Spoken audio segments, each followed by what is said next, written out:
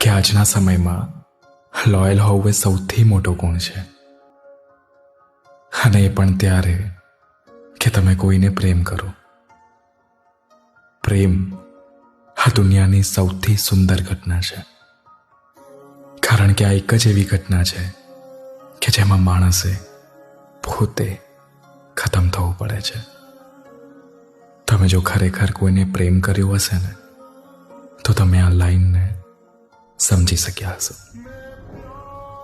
પ્રેમમાં જ્યાં સુધી તમે હોવ ને, ત્યાં સુધી ક્યારેય પ્રેમ થાય જ નહીં.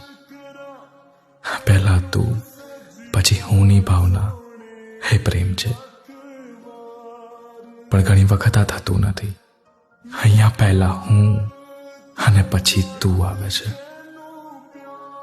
અસત્યના સહારે બંધા સંબંધો આ દુનિયામાં બહુ ટકતા નથી, અને એક સમય પછી